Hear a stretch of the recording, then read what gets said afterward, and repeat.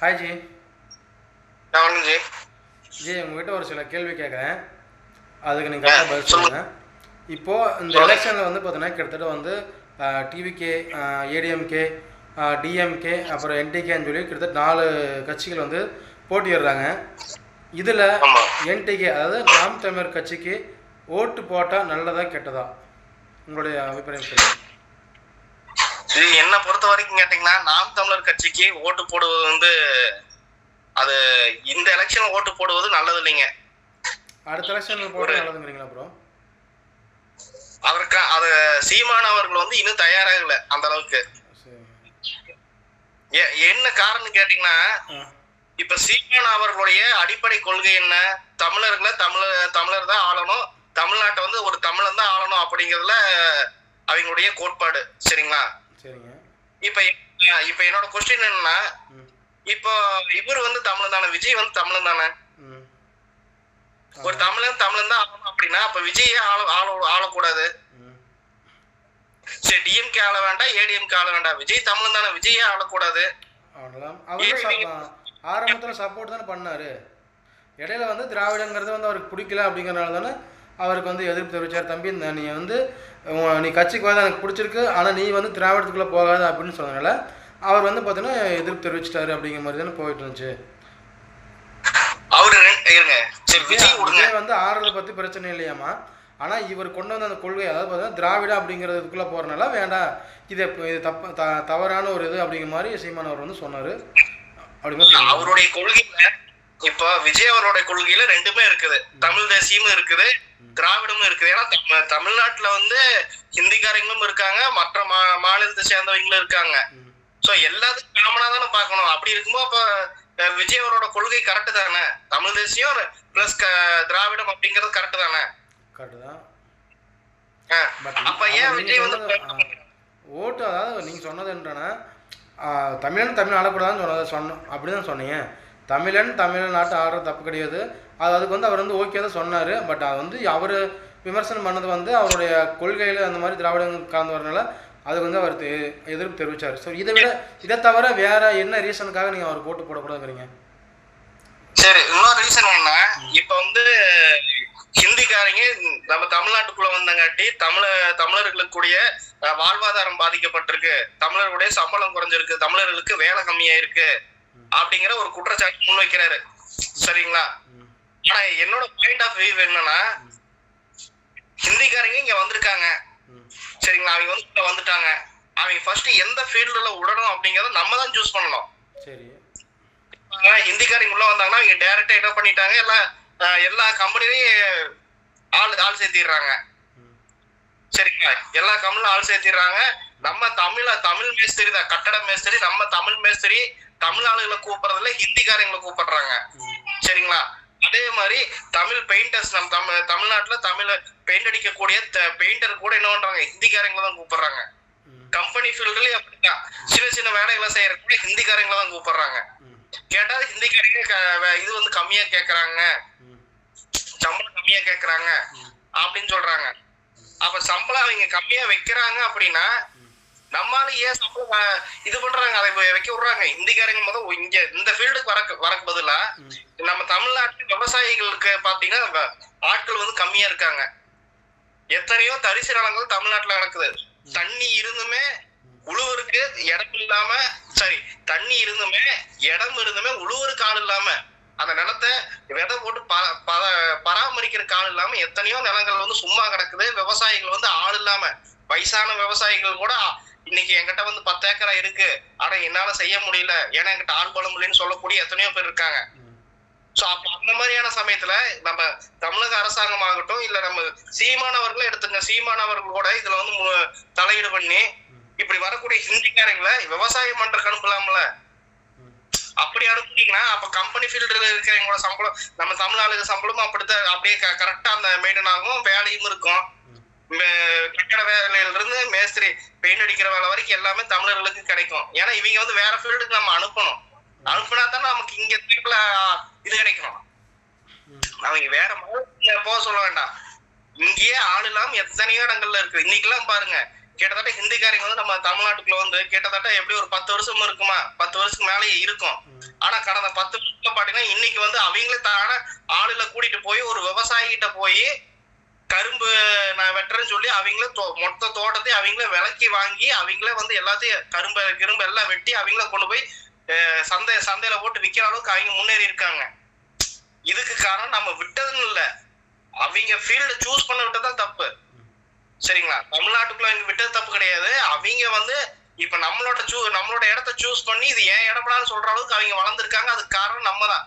நாம முன்னாடியே ஒரு கேட்டை போட்டு நீங்க வந்து இந்த வேலைக்கெல்லாம் வேண்டாம், இந்த வேலைக்கு எங்கிட்ட ஆள் இருக்குது, நாங்க தேவைப்படுறப்ப கூப்பிடுறோம், நீங்க வந்து இந்த மாதிரி விவசாயத்துக்கு போங்க இல்ல இந்த மாதிரி இடத்துக்கு போங்க அப்படின்னு சொல்லி அவங்க அங்க அனுப்பியிருந்தா இப்ப விவசாய நிலங்கள்லாம் இன்னைக்கு வந்து எல்லா இடத்துலயும் பச்சை பசுமையா இருக்கும். அதே மாதிரி அவங்க ஏன்டா வந்தோம்னு நம்ம ஃபீல் பண்ணவும் மாட்டோம். அவங்க உள்ள ஏன்டா வந்து வந்தாங்க அப்படிங்கிறது நம்ம ஃபீல் பண்ணவும் மாட்டோம். சரி இவங்க வந்ததுனால நம்ம நல்லது நடந்திருக்கு அப்படின்னு தான் நம்ம ஃபீல் பண்ணுவோம்.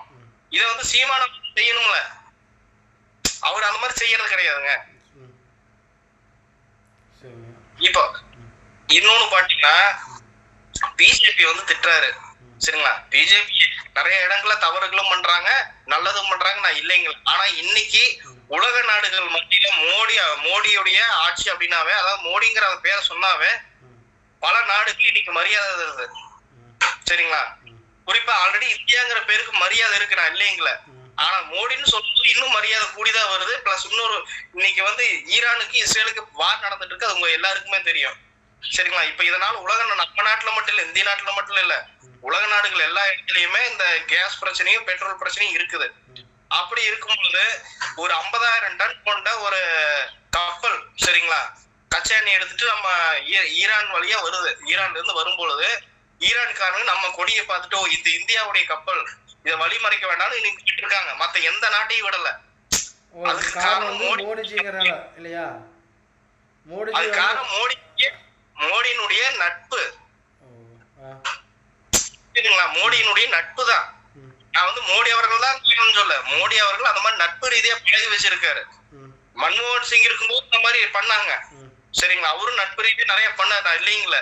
அதே அளவுக்கு இன்னைக்கு மோடி அவர்களும் பண்ணிருக்காரு.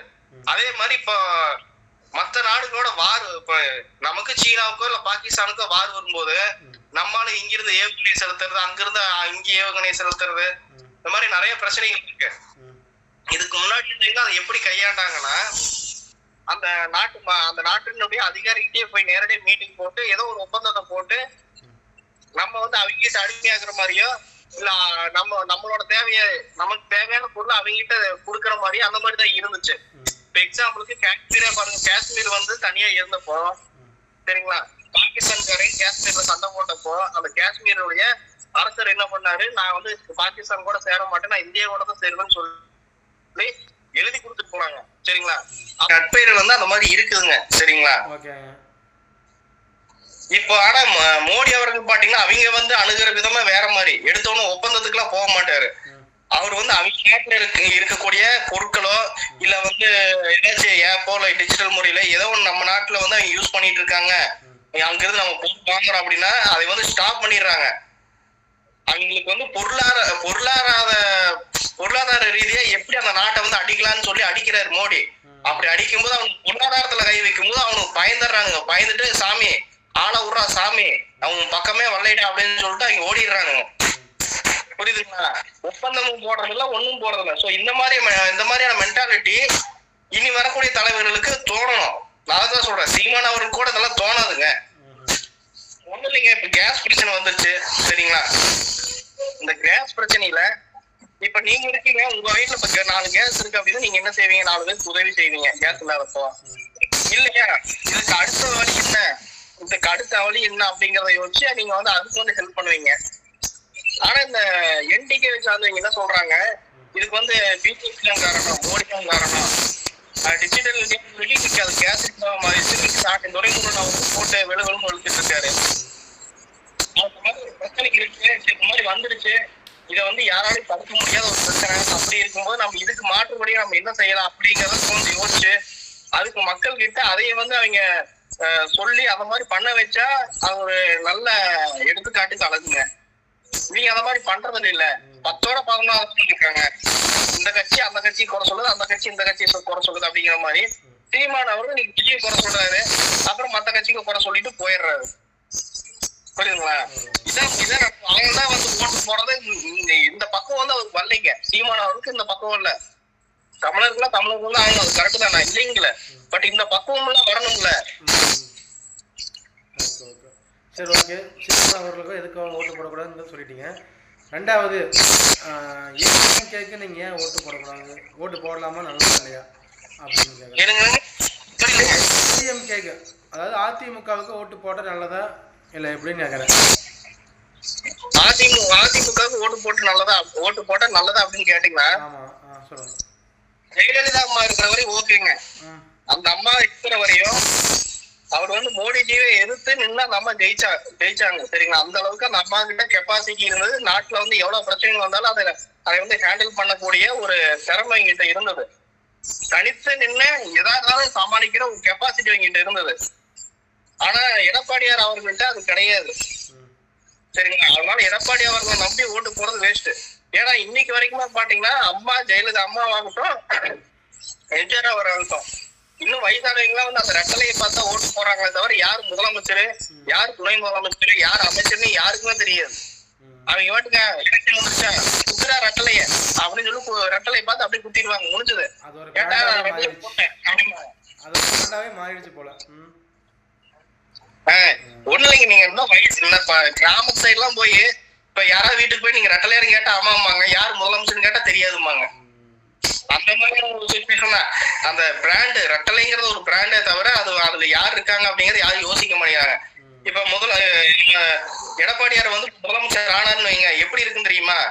தமிழ்நாட்டுல எப்ப பிரச்சனை நடந்தாலும் முதல்ல அங்க போய் மோடிஜி அவர்கிட்ட போய் கேட்டு அதை வந்து இந்த மாதிரி பண்ணுங்க அந்த மாதிரி நான் அவர் சொன்னதுக்கு மோடிஜி கிட்டயோ இல்ல வந்து அமித்ஷா கிட்டே போய் கேட்டு பேசி அதுக்கப்புறம் அவங்க என்ன சொல்றாங்களோ அதைத்தான் இங்க வந்து எக்ஸிக்யூட் பண்ணுவாரே தவிர இவரா சொந்தமா ஒரு முடிவு எடுக்க மாட்டாரு. சரி, டிஎம்கேக்கு ஓட்டு போடலாமா வேணாமா உங்களுடைய கருத்து நல்லதா? என்னுடைய கருத்து வந்து யாருனாலும் யாருக்கான ஓட்டு போடலாம். பட் ஆனா இப்ப இருக்கிற சுச்சுவேஷன்ல, சரிங்களா, கரண்ட் சுச்சுவேஷன்ல இப்போதைக்கு தமிழ்நாட்டை ஹேண்டில் பண்ணக்கூடிய ஒரு ஆள் யாருன்னா இப்போதைக்கு ஸ்டாலின் அவர்கள் தான். சரிங்களா? ஏன்னா எந்த பிரச்சனை வந்தாலும் இப்போதைக்கு தனியாளா நின்று, இப்ப கூட்டணியே இல்லாம தனியாளா நின்னாலுமே அவருக்குன்னு ஒரு கெப்பாசிட்டி, எப்படி ஏடிஎம்கே ரெட்டலை பிராண்ட் இருக்கு இல்லையா, அந்த மாதிரி இந்த உதயசூரியன்கிறது ஒரு பிராண்டு. பட் ஆனா இன்னைக்கு வந்து நீங்க கிராமப்புற சைட்ல எல்லாம் போய் பார்த்துட்டு இன்னைக்கு யாரு முதலமைச்சர்னு கேட்டீங்கன்னா ஸ்டாலின்ங்கிற பேரை சொல்லுவாங்க. இணை முதல்வர் உதயநிதி ஸ்டாலின் பேரு யாருக்கும் தெரியாது. சரிங்களா? அவரோட பேர்ல யாருக்குமே தெரியாது. ஏன்னா ஸ்டாலின் பேரை வந்து சொல்லுவாங்க. ஏன்னா அவரு முன்னாடி இருந்த காலத்துல எடப்பாடியார் வந்து ஏடிஎம்கேல அவரு அந்த காலத்துல இருந்து இருந்த ஆளுதான். பட் ஆனா எடப்பாடிங்கிற ஒருத்தர் இருக்காரு அப்படிங்கிறது சசிகலா அம்மா வந்து இந்த எடப்பாடி அவர்களை சிஎம் ஆக்கும் போதே எனக்கே தெரியும். ஆனா ஸ்டாலின் அவர்கள் வந்து அப்படி கிடையாது. நம்மளாம் பிறக்கறதுக்கு முன்னாடி இருந்தே அவர் வந்து இருக்கா. அப்படி அவரோட பேர் எல்லா இடத்துலயும் அவங்க அப்பா இருக்கும் போதே, சரிங்களா, ஐயா கருணாநிதி அவர்கள் இருக்கும் போதே ஸ்டாலின் அவருடைய பேர் வந்து முன்னாடி வந்துச்சு. சரிங்களா? அதனால வந்து இன்னைக்கு இருக்கிற சூழலுக்கு இன்னைக்கு தமிழ்நாட்டுல எந்த பிரச்சனை வந்தாலும் அதை சமாளிக்கக்கூடிய ஒரு திறன் இருக்கு, அது வந்து ஸ்டாலின் அவர்களுக்கு தான். பட் ஆனா என்ன பிரச்சனைனா அவர் வந்து முடிவெடுத்து சரியான முடிவெடுத்து மக்கள் சைட்ல சப்போர்ட் பண்ணா பரவாயில்ல. பட் அவர் வந்து ஒரு சில எப்படி சொல்றது, ஒரு சில குறிப்பிட்ட மக்களுக்கு மட்டுமே அவர் வந்து அவர் செய்யக்கூடிய நல்லதுக்கெல்லாம் போய் சேர்ற மாதிரி மீதி இருக்கிற மக்களுக்கு எல்லாம் வந்து சேராத மாதிரி இருக்குது. அது வந்து இன்னைக்கு வரைக்கும் இருக்கு. இன்னொன்னு பாத்தீங்கன்னா இந்த பாலியல் ரீதியான பிரச்சனைகள், இந்த மாதிரியான பிரச்சனைகள் ஏடிஎம்கே இருக்கும்போது இதை விட அதிகமா இருந்துச்சுங்க. நான் இல்லைன்னு சொல்ல, ஏடிஎம்கே இருக்கும்போது இருந்துச்சு. சரிங்களா? இந்த டிஎம்கே இருக்குது. ஆனா இதை கண்ட்ரோல் பண்ணக்கூடிய கெப்பாசிட்டி இவங்க கிட்ட இருக்குது, டிஎம்கே கிட்ட இருக்குது. ஸ்டாலின் அவர்களால அவர் நினைச்சா கண்டிப்பா கண்ட்ரோல் பண்ண முடியும். ஆனா எடப்பாடி அவரால் கண்ட்ரோல் பண்ண முடியாது. சரிங்களா? நீங்க சொன்ன மாதிரி மது ஒழிக்கலாம் அப்படின்னு சொல்லி ஆரம்பத்தில் வந்து அவர் வந்து ஒரு அறிக்கை விட்டார். அதாவது ஜெயிக்கிறதுக்கு முன்னாடி நான் வந்தால் மதுவை வந்து கண்டிப்பாக ஒழிப்பேன், அதுக்கப்புறம் வந்து நீட்டு வந்தாலும் நீட்டு வந்து நான் கண்டிப்பாக நீட்டு வராத மாதிரி நான் நிப்பாட்டுவேன் அப்படிங்கிற மாதிரிலாம் நிறையா ஜெயிக்கிறதுக்கு முன்னாடி அறிக்கை மாதிரி வெளியிட்டாங்க. ஆனால் வந்ததுக்கப்புறமே எதுவுமே பண்ணல. ஸோ இதனால வந்து பார்த்தீங்கன்னா அவர் வந்து நிறைய பேர் வந்து விமர்சனம் வைக்கிறாங்க. இதை பற்றி உங்களுக்கு கருத்து சொல்லுங்கள். அதாவது மதுவாகட்டும், அதே மாதிரி இந்த இன்னொரு எக்ஸாம் சொன்னீங்க, நீட் எக்ஸாம், இந்த ரெண்டையுமே என்னைக்கு வந்து ஒழிக்க முடியாதுங்க. அதுக்கு முழு ரீசன் என்ன, முதல்ல நீட்னு எடுத்துட்டீங்கன்னா நீட் வந்து நம்ம ஸ்டேட் கவர்மெண்ட் கிடையாது, நீட்டுங்கிறது சென்ட்ரல் கவர்மெண்ட். சரிங்களா? மொத்தம் நம்ம இந்தியாவில் வந்து இப்போ எக்ஸாம்பிளுக்கு நான் சொல்றேன். ஓகே, சென்ட்ரல் கவர்மெண்ட் அப்படின்னு அவர் சொல்றாருல்ல, அது தெரியுமல்ல அவருக்கு, ஆல்ரெடி முன்னாடியே அவருக்கு தெரியும் இது வந்து சென்ட்ரல் கவர்மெண்ட் தான் நீட் வந்து ஒழிக்கணும் அப்படிங்கிற சொன்னார். இவர் ஜெயிக்கிறதுக்கு முன்னாடியே வந்தால் நீட்டை ஒழிக்கிறதுக்கு என்னால் முடியும், அதுக்கு எங்ககிட்ட ஒரு ஐடியா இருக்குது அப்படின்னு சொல்லி ஏன் சொன்னார்? முயற்சி பண்ணலாம் அப்படின்னு நான் சொல்லல, நான் ஒழிக்கிறேன். ஒரே ஒரு காரணம் தான், இளைஞர்களை கவர் பண்ணணும் அப்படிங்கிற காரணம். ஏன்னா வயசானவங்க இருக்கிறவங்களா எல்லாத்துக்கும் தெரியும், உதயசூரியனா போட்டுருவாங்க. ஆனா இளைஞர்களை கவர் பண்ணணும்னா அதுக்கு வந்து என்ன செய்யணும், இளைஞர்களுக்கு என்ன தேவைப்படுதோ அதையே வந்து நம்ம பிடிக்கணும். அப்ப அவர் இருக்கிற சமயத்துல நீட்டுங்கிறது மிகப்பெரிய ஒரு பிரச்சனையா இருந்தது. எத்தனையோ பேர் இறந்தாங்க. நிறைய மாவட்டங்கள்ல நிறைய மாநிலங்கள்ல நீட்டுக்கு எதிர்ப்புகள் நடந்தது. மாணவர்கள் அவங்களே தனிப்பட்ட முறையில எதிர்ப்புகள் தெரிவிச்சாங்க. சரிங்களா? சோ அதனால அந்த நீட்டுங்கிற வார்த்தையை வந்து யூஸ் பண்ணிக்கிறாங்க. ஆனா உண்மையை சொல்ல போனா நீட்டை வந்து யாராலும் நிப்பாட்ட முடியாது. ஏன்னா அது சென்ட்ரல் கவர்மெண்ட் கொண்டு வந்தது. நீட்டை நிப்பாட்ட நம்ம தமிழ்நாடு மட்டும் கிடையாது, நம்ம இந்தியாவுக்கு இருக்கிற எல்லா ஸ்டேட்லயும் எதிர்ப்பு வரணும். எதிர்ப்பு வந்தா மட்டுமே சரி, நாட்டு மக்களே இந்த ஒரு திட்டத்தை எதிர்க்கிறாங்க. அப்போ இது வந்து நம்ம அப்பவுமே ரத்து பண்ண மாட்டாங்க, மறுபரிசீலனை செய்வாங்க. எதனால எதிர்க்கிறாங்க, அப்ப இந்த பிரச்சனை எல்லாம் இருக்கா, அப்ப இதெல்லாம் சரி பண்ணலாம். இப்ப எக்ஸாம்பிளுக்கு தமிழ்நாட்டுல இருக்கிறவங்க வந்து டெல்லியில போய் எக்ஸாம் எழுதணும் அப்படின்னா அதெல்லாம் ரத்து பண்ணிட்டு தமிழ்நாட்டுல இருக்கணும், தமிழ்நாட்டிலே எழுதுற மாதிரியா இன்னும் எவ்வளவு ஃபெசிலிட்டியை கொண்டு வர முடியுமோ அந்த அளவுக்கு ஃபெசிலிட்டியை தான் கொண்டு வராங்க, தவிர அதை வந்து ஸ்டாப் பண்ண முடியாது. மதுவும் வந்து அப்படித்தான். இன்னைக்கு வந்து உங்களுக்கும் தெரியும், நம்ம இந்திய அரசாங்கமும் சரி, நம்ம தமிழ்நாடு அரசாங்கமும் சரி, மதுங்கிறது இன்னைக்கு அது பார்ட் ஆஃப் த இன்கம்லயே இருக்குதுங்க. அதுக்கு காரணம் என்னன்னா, இப்ப கவர்மெண்ட் வந்து நம்ம கிட்ட ஒரு பணம் தருது, சரிங்களா? ஒன்னா லோன் மூலமா தரும், இல்ல வந்து ஏதாச்சும் பொருளை வித்து தரும். ஏதோ ஒரு வகையில நம்ம வந்து கவர்மெண்ட் கிட்ட இருந்து பணம் வாங்குறோம். அந்த பணத்தை திரும்பவும் கலெக்ட் பண்ணணும். கவர்மெண்ட் கலெக்ட் பண்ணாதான் இப்போ ஒரு இடத்துல பாலம் கட்டணும் அப்படின்னா பாலம் கட்ட முடியும். நம்ம மக்கள்கிட்டயே அந்த பணம் இருந்துச்சுன்னா பாலமும் கட்ட முடியாது, அணையும் கட்ட முடியாது, பைப்பும் போட முடியாது, புது திட்டங்களை கொண்டு வர முடியாது, எல்லாத்துக்கும் செலவாகும். சோ பணம் அப்படிங்கிறது ரொட்டீன் ஆயிட்டே இருக்கணுங்க, சரிங்களா? சோ மக்கள் கிட்ட இருந்து பணத்தை லோன் மூலமாவோ இல்ல ஏதோ ஒரு மூலமா கொடுத்துட்டாங்க மக்கள் கிட்ட. அப்ப அந்த பணத்தை திரும்ப வாங்கணும் அப்படின்னா அதுக்கு வந்து ரெண்டு வழி இருக்கு. ஒன்னா வரி போட்டு வாங்க முடியும், இல்லைன்னா இந்த மாதிரி அரசாங்கமே டைரக்டா ஏதாச்சும் ஒண்ணு வச்சு அதுல இருந்து நம்ம கலெக்ட் பண்ணிக்கலாம். சோ அந்த ஒரு அடிப்படையில பாத்தீங்கன்னா இப்போ பஸ் ஓடுதுங்க, சரிங்களா? பஸ் போற மூலமா நம்ம வந்து கலெக்ட் பண்ணிக்கலாம் பணம். ரெண்டாவது நம்ம எல்லா பொருளும் வாங்கினா அதுக்கு வரி கட்டி நம்ம பணம் கலெக்ட் பண்ணிக்கலாம். ஆனா இந்த பணம் பத்தாது. சோ அந்த மாதிரியான சமயத்துல வேற வழி இல்லாம இப்ப மது அப்படிங்கிறதா போதை அப்படிங்கிற அந்த ஒரு விஷயத்தை யூஸ் பண்ணி கவர்மெண்ட் வேற வழி இல்லாம அங்க இருந்து பணத்தை வாங்குது. இந்த மதுவை விட வேற ஏதாச்சும் ஒரு வழி இருந்து, சரிங்களா, மதுவுக்கு பதிலா ஒயின் ஷாப்புக்கு பதிலா வேற ஏதாச்சும் ஒரு வழி சம்பாதிக்கிறதுக்கு இருந்து, அதாவது சம்பாதிக்கணும்னா கவர்மெண்ட் பணம் கலெக்ட் பண்றதுக்கு வேற ஏதாச்சும் ஒரு வழி கிடைச்சதுன்னா அப்ப இந்த மது வந்து அடியோட ஒழிச்சிருவாங்க. அதுக்கு வந்து அது மாதிரி ஒரு சோர்ஸ் வேணும். இப்ப வந்து பெட்ரோல் வந்து உங்களுக்கு எல்லாருக்குமே தெரியும், நாம ஸ்டேட் கவர்மெண்ட் வந்து ஒண்ணு தரது கிடையாது. அது வந்து சென்ட்ரல் கவர்மெண்ட் அதுக்குன்னு சில கமிட்டிஸ் எல்லாம் இருக்காங்க. சில கம்பெனிஸ் தான் அதை வந்து நிர்ணயம் பண்ணுது. இப்ப தனியார் நிறுவனம் தான் பெட்ரோல் வந்து நிர்ணயம் பண்ணுது. ஆனா இதுவே இப்ப தமிழ்நாட்டுல ஒரு எண்ணெய் கிணறை கண்டுபிடிச்சு தோண்டி அங்கிருந்து எடுத்துட்டாங்கன்னு வைங்களேன், சரிங்களா? சென்ட்ரல் கவர்மெண்ட் உள்ள தலையீடு இல்லாம தமிழ்நாடு கவர்மெண்ட் அவங்களே மொத்த பணத்தையும் போட்டு ஒரு எண்ணெய் கிணறை தோண்டி எடுத்துட்டாங்கன்னா அப்ப வந்து என்னதான் நடக்கும், மற்ற நாடுகள்கிட்டே நம்ம வந்து இந்த எண்ணெய் வந்து விற்கலாம், அதே மாதிரி நம்ம உள்ளூருக்குள்ள இருக்கின்ற இந்த எண்ணெய் வந்து விற்கலாம். அப்படி இருக்கும்போது இந்த ஒயின் ஷாப் யாருக்கும் தேவைப்படாது. ஏன்னா இன்கம் தான் எண்ணெய் கிணறுல இருந்து வருது இல்ல, அப்ப ஒயின் ஷாப் தேவையில்லை. அப்படிங்கிற அந்த கான்செப்ட் வந்தாதான் மது வந்து ஒழிக்க முடியாது. வேற ஒரு பெரிய ஒரு அப்ப அவர் எதுக்கு நான் கண்டிப்பா மது ஒயின் ஷாப் ஒன்றும் இல்லாமல் ஒழிப்பேன், இப்போ ஒயின் ஷாப் மது கடை எல்லாத்தையும் ஒழிப்பேன் அப்படின்ட்டு அவர் ஏன் ஸ்ட்ரிக்டாக சொன்னார்? அதாவது படிப்படியாக பண்ணுறேன், இல்லாட்டி வந்து நான் வந்து மதுவே முயற்சி பண்ணுறேன், மது கடையில் மூடுறதுக்கு முயற்சி பண்ணுறேன் அப்படின்னு சொல்லியிருக்கலாம். ஆனால் நான் வந்தால் கண்டிப்பாக மது கடையில் மூடுவேன், நீட்டாக ஒழிப்பேன் அப்படின்னு உறுதியாக அவர் இருக்க சொன்னார் அப்படின்னு தான் நான் கேட்குறேன். மற்றபடி அது இல்லை. அதுக்கு காரணம் என்னன்னா, தமிழ்நாட்டுல மட்டும் இல்ல உலகத்துல, அதாவது தமிழ்நாட்டுல மட்டும் இல்ல இந்தியாவிலயும் சரி நிறைய இடங்கள்ல மதுவால பெண்கள் தான் பாதிக்கப்படுறாங்க, சரிங்களா? ஆண்கள் குடிச்சு பெண்கள் அவங்க மனைவிகளை அடிக்கிறது அது இன்னைக்கு வரைக்கும் நடந்துட்டு தான் இருக்கு. வீட்டுல போதைய மது குடிக்கிறதுனால எத்தனை பிரச்சனைகள் ஆகுதுன்னு உங்களுக்கும் தெரியும், சரிங்களா? எல்லாருக்குமே தெரியும். சோ அதனால அந்த மன வருத்தத்தில் இருப்பாங்க பாத்தீங்களா, அந்த மன வருத்தத்தில் இருக்கிறவங்கள அவங்கள வந்து நம்ம கட்சிக்கு ஓட்டு போட வைக்கணும் அப்படிங்கறதுக்காக சொல்லக்கூடிய ஒரு வார்த்தை தான் இது, மது ஒழிப்பேன் அப்படிங்கிறது. அதாவது ஒரு பிளான் நான் ஜெயிக்கணும் அப்படிங்கிறதுக்காக இந்த விஷயங்கள்லாம் அவங்க பண்ணுறாங்க. அதாவது இப்போ நீங்கள் சொன்னீங்க சீமான மேலே ஒரு குறை சொன்னீங்க, அவர் என்ன நடக்காத விஷயம் சொல்கிறாரு அப்படிங்கிற ஒரு விஷயம் சொன்னீங்களே, பாரு இவர் அதே தான் பண்ணியிருக்காரு. அவருக்கு ஓட்டு போட தப்புனா இப்போ இவருக்கு நீங்கள் ஓட்டு போடுறது மட்டும் எப்படி கரெக்டாக இருக்கும்? இந்த இடத்துல தான் வந்து நீ ஒரு விஷயத்த வந்து நோட் பண்ணணும். இவங்களோட சொன்ன பொய்களை இவங்களால மேனேஜ் பண்ண முடியுது. சரிங்களா? எவ்வளவு பெரிய பிரச்சனை வந்தாலும் இதை வந்து ஹேண்டில் பண்றாங்க. தப்பான பிரச்சனை வந்தாலும் சரி, இல்ல சரியான இந்த மாதிரியான ஒரு போர்ஷன்ல போகும்போது கூட ஏதோ ஒரு பிரச்சனை வந்து அதை ஹேண்டில் பண்றாங்க. அவங்க ஹேண்டில் பண்ணல, அவங்க அமைதியாக தான் மட்டும்தான் இருக்கிறாங்க. ஆனா சீமான் அவர்கள் என்ன பண்றாரு, அவர் வந்து பதில் கொடுக்குறாரு. புரியுதா? பதில் கொடுக்கறதுனால நம்மளுக்கு வந்து அது வேற மாதிரி இருக்கு. இவங்க அமைதியா இருக்கிறதுனால இது வந்து சால்வ் பண்றாங்க. அதுக்கு நான் சொல்றேன் கேளுங்க. சீமான் அவர் பதில் கொடுக்கறாருன்னு சொல்றீங்களே, சரிங்களா? சீமான் அவர்கள் ஏன் பதில் கொடுக்கறாருன்னு தெரியுமா? பேப்பர்ல ஹெட்லைன்ல வந்து அவரோட பேர் வரணும் அப்படிங்கறதுக்காக அந்த ஒரு இது. அதிகபட்சம் அவர் வந்து குரல் கொடுக்கறதுனால என்ன நடக்குன்னு தெரியுங்களா?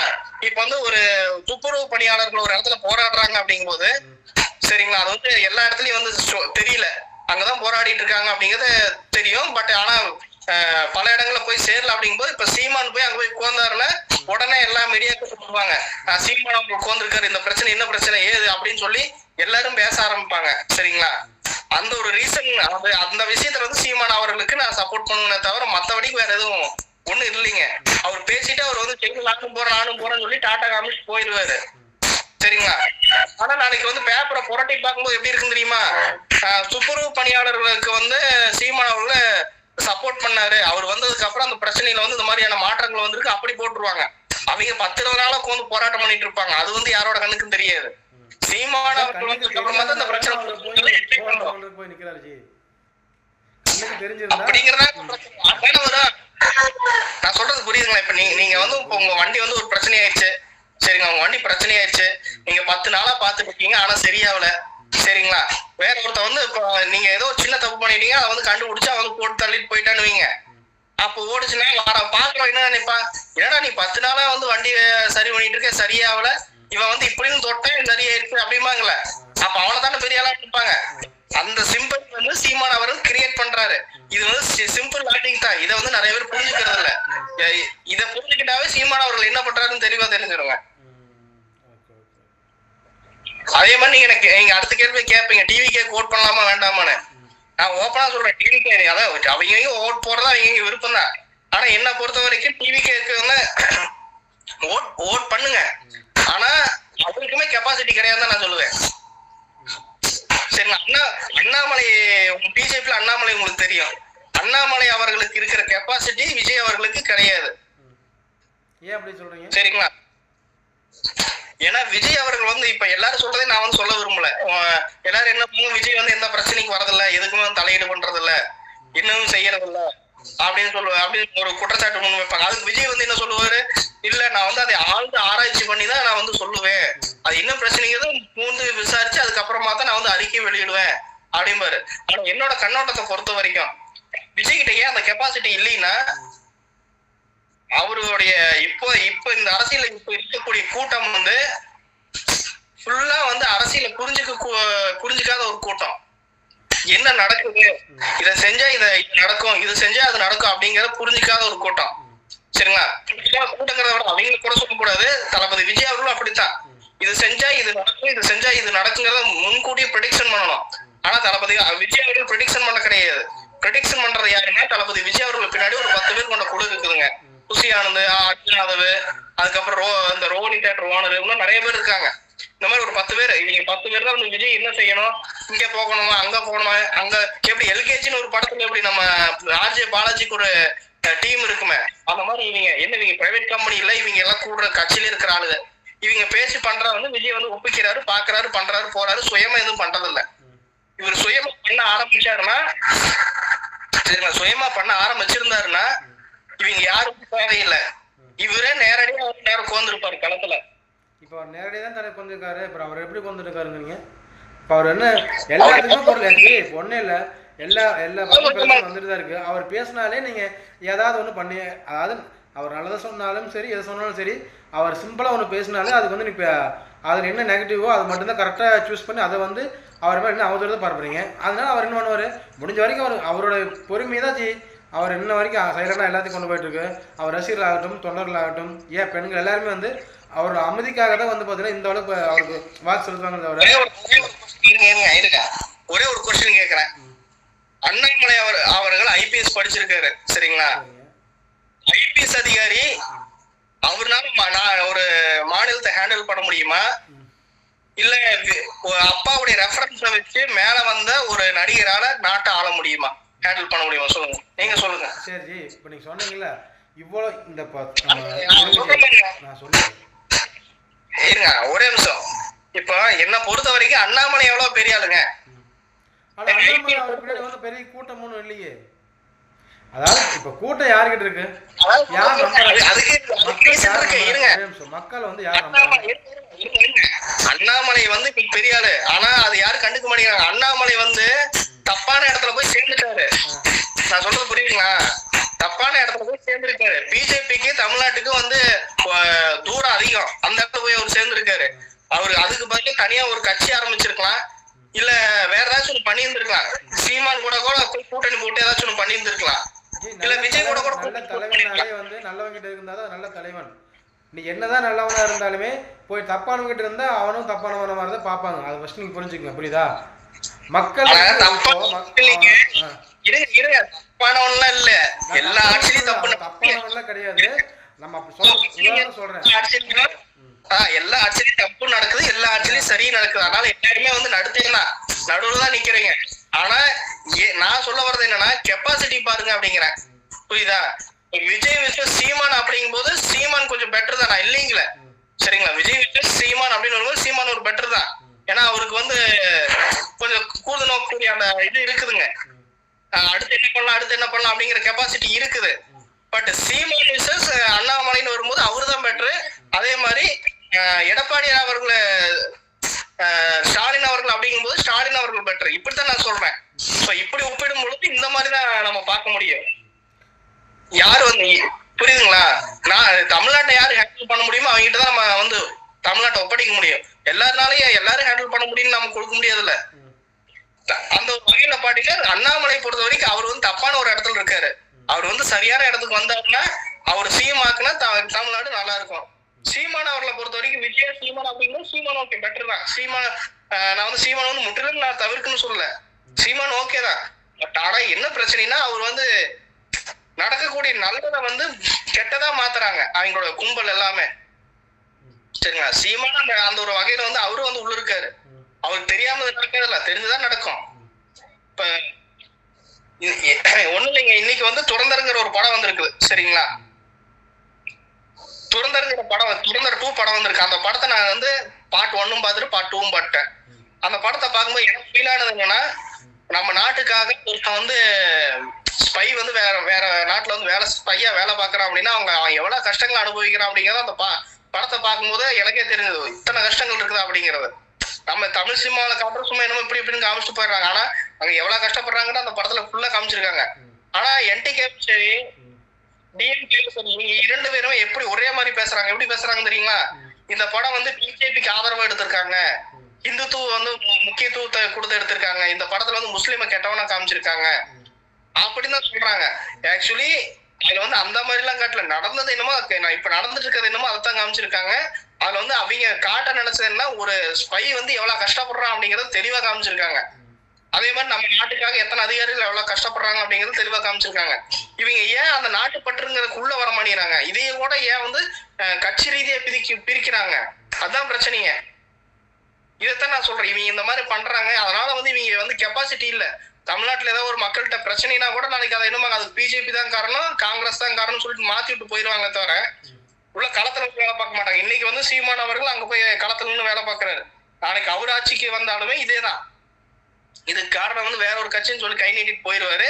டிஎம்கே வந்து களத்துல போறோம், ஏடிஎம்கே வந்து களத்துல போறோம், டிவிகே களத்துல போறோம். இப்ப டிவிக்கு ஆட்சிக்கு வந்துச்சுன்னா இவங்க 3 பேரும் சேர்ந்து களத்துல போடுவாங்க. நீங்க நல்லா யோசிச்சு பாருங்க, என்டிகேவும் டிஎம்கேவும் இப்ப அடிக்கிறது யாரு? ஒரே ஒரு ஆள் தான், விஜய். இது மட்டும் தான் அடிக்கிறாங்க.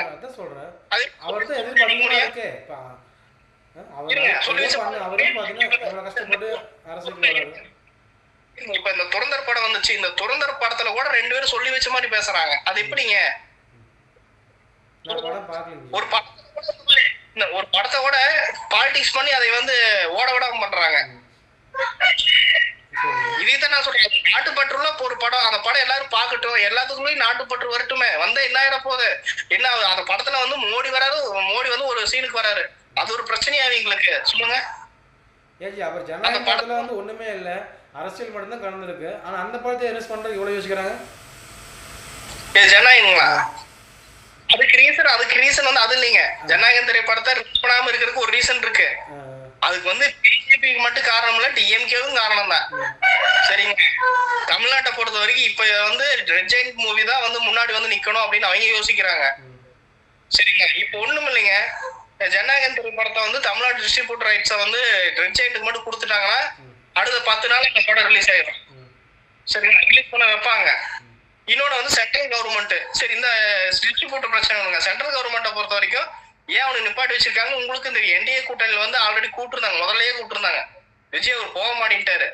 சரிங்களா, இன்னொன்று அவர் முக்கியமான வார்த்தையை ஒன்று சொன்னது, பிஜேபி எங்களுடைய கொள்கை அப்படின்னு சொல்லிட்டாங்க. ஸோ அதனாலே விஜய் போட்டு அடிக்கிறாங்க. சரிங்களா,